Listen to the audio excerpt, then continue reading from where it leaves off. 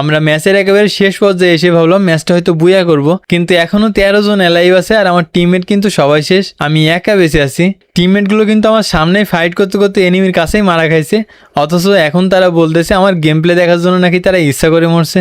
তো সামনে এনিমি, এটাকে স্কোপিং শট দিয়ে দিই।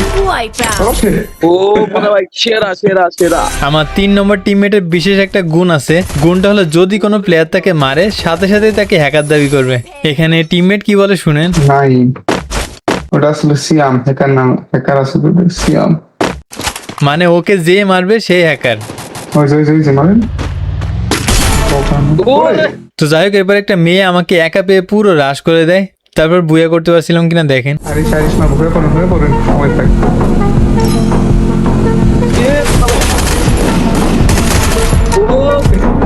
বাহুবলী।